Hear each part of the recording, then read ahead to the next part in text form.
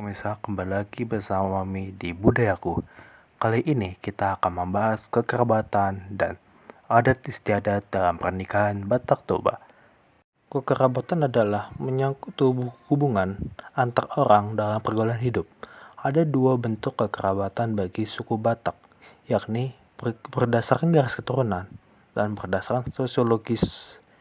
Bentuk kekerabatan berdasarkan garis keturunan terlihat dari silsilah marga dari si Raja Batak, di mana semua suku bangsa Batak memiliki marga.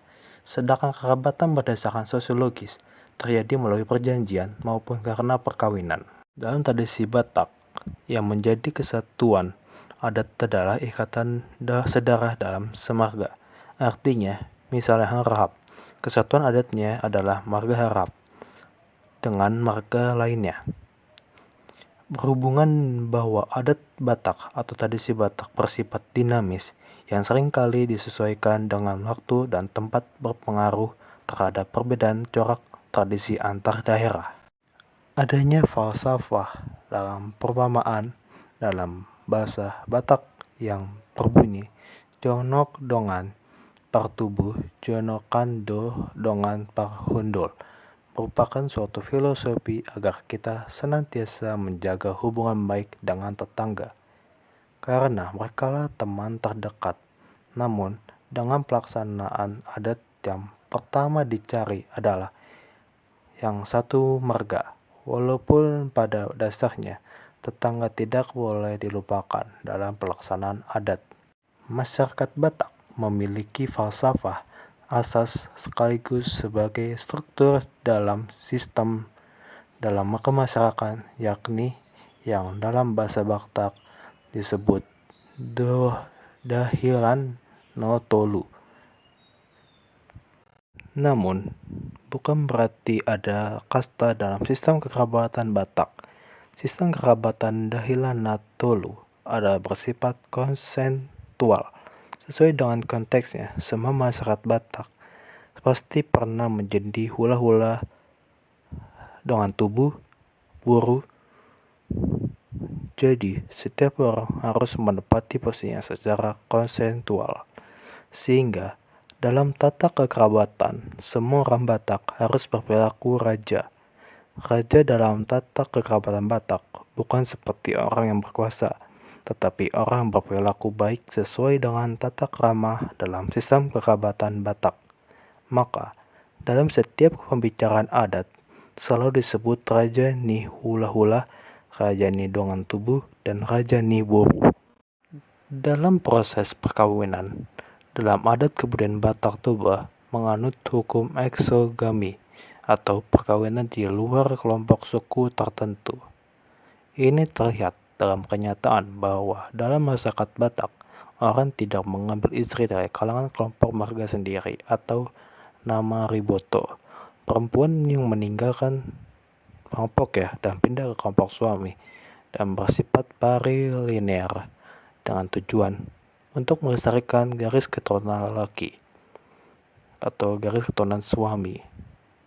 Hak tanah, milik, nama, dan jabatan hanya dapat diwariskan oleh garis keturunan laki-laki.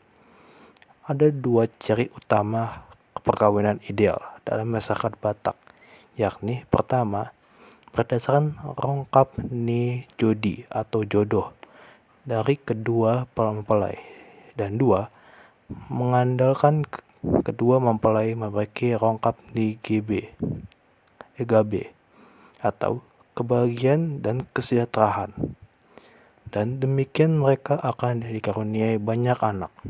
Berdasarkan jenisnya ritus atau tata cara yang digunakan, perkawinan dalam adat Batak Toba dibagi menjadi 3 tingkatan. Yang pertama, unjuk. Ritus perkawinan yang dilaksanakan berdasarkan semua prosedur adat Batak dahilan no tolu.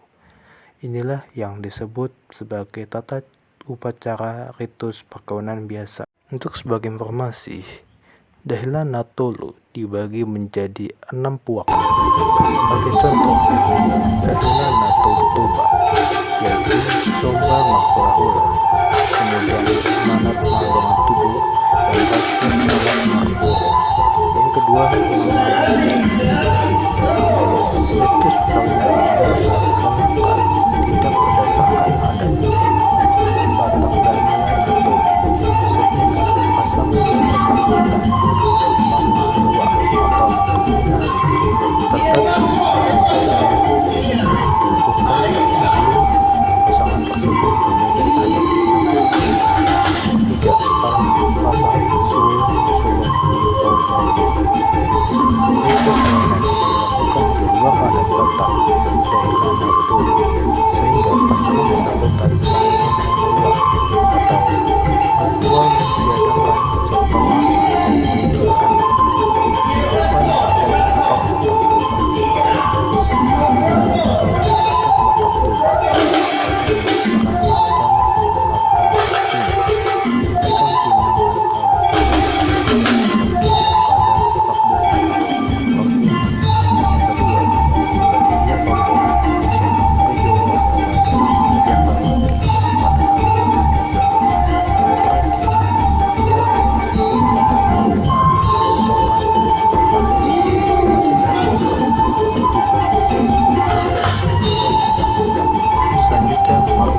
Mengusip adalah membicarakan prosedur yang harus dilaksanakan oleh pihak pasangan atau pihak laki-laki sesuai dengan ketentuan adat setempat dan disesuaikan dengan keinginan kedua pihak perempuan.